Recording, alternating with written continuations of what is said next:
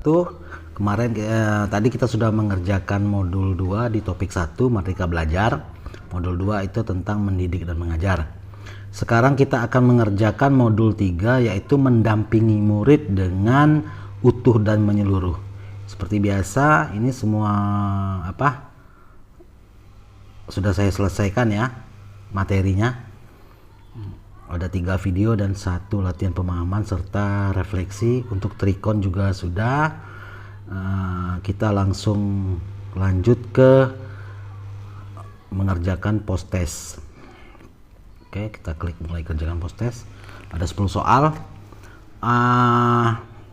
Soal ke-1 yaitu menurut Ki Hajar Dewantara, kodrat keadaan terdiri dari A. Kodrat alam dan kodrat zaman, B. Kodrat alam dan kodrat dunia, C. Kodrat zaman dan kodrat dunia, D. Kodrat dunia dan kodrat akhirat. Jawabannya adalah kodrat alam dan kodrat zaman. Soal nomor 2, apa saja yang sangat dibutuhkan murid untuk membantu mereka menguatkan kekuatan-kekuatan kodratnya? A. Pembelajaran kontekstual dan lingkungan yang mendukung. B. Peran guru sebagai fasilitator dan lingkungan yang mendukung. C. Peran guru sebagai fasilitator dan pembelajaran kontekstual. D. Keterampilan hidup dan peran guru sebagai penghubung. Jawabannya adalah C. Peran guru sebagai fasilitator dan pembelajaran kontekstual.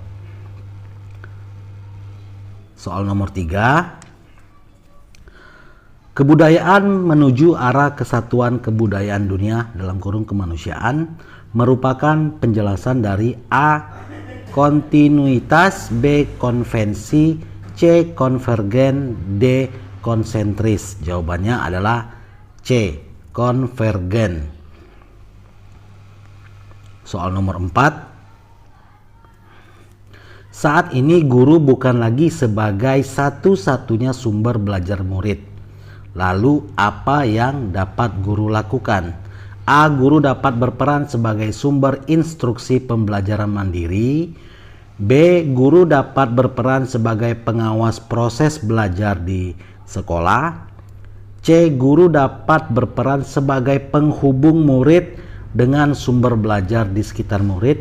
D. Guru dapat berperan menciptakan tujuan belajar murid untuk mencerdaskan bangsa. Jawaban yang paling tepat adalah C.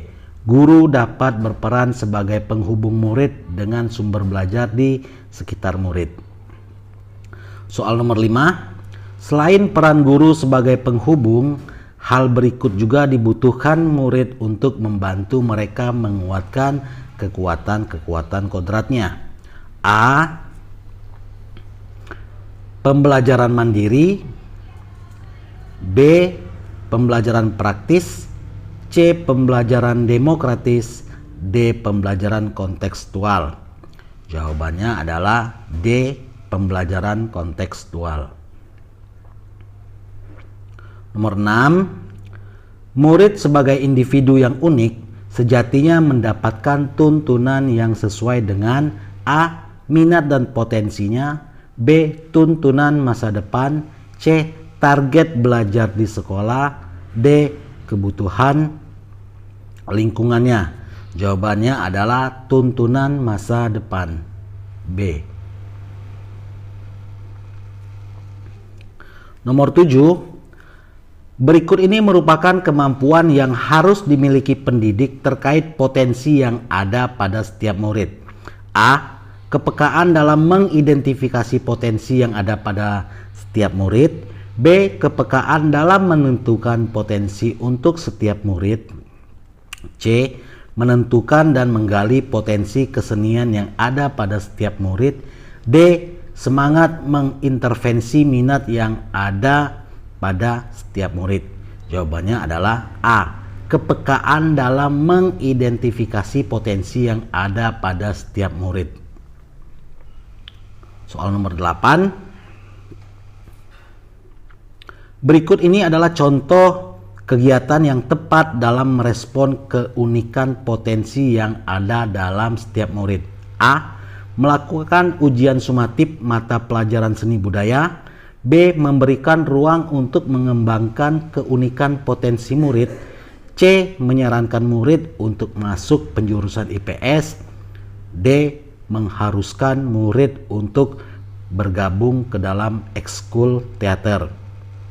Jawabannya adalah B ya, memberikan ruang untuk mengembangkan keunikan potensi murid. Nomor 9. Salah satu prinsip dalam melakukan perubahan berkaitan dengan kemajuan kebudayaan yang dilakukan secara berkesinambungan dan terus-menerus. Prinsip tersebut adalah A. Kontinu, B. konvensi, C. konvergen, D. konsentris. Jelas ya, jawabannya adalah kontinu. Nomor 10. Berikut adalah manfaat pembelajar sepanjang hayat yang dimiliki. Kecuali, ingat ya, kecuali A. Mengoptimalisasi potensi diri. B. Meningkatkan kualitas hidup secara berkesinambungan. C. Hidup dengan minimalis dan secukupnya. D. Menghadapi tantangan masa depan dan mengubahnya menjadi peluang. Jadi di sini adalah kecuali ya. Jawaban yang paling tepat adalah C. Hidup dengan minimalis dan secukupnya. Oh, ini ada yang belum ya. Kita kembali dulu ke soal nomor 4. Saat ini guru bukan lagi sebagai satu-satunya sumber belajar murid, lalu apa yang dapat guru lakukan? A. Guru dapat berperan sebagai sumber instruksi pembelajaran mandiri. B. Guru dapat berperan sebagai pengawas proses belajar di sekolah. C. Guru dapat berperan sebagai penghubung murid dengan sumber belajar di sekitar murid. D. Guru dapat berperan menciptakan tujuan belajar murid untuk mencerdaskan bangsa. Di sini jawabannya adalah C ya, berperan sebagai penghubung. Oke, kita lanjut ke nomor 10. Tadi adalah kecuali ya, hidup dengan minimalis dan secukupnya. Oke, sudah selesai 10 soal, kita cek ulang jawabannya. Kalau memang ada yang mau dirubah, kalau tidak kita langsung klik kumpulkan. Oke, lumayan. Benar ya. Itu saja dari saya untuk pembahasan dan kunci jawaban topik 1 Merdeka Belajar di modul 3, mendampingi murid dengan utuh dan menyeluruh. Wassalamualaikum warahmatullahi wabarakatuh.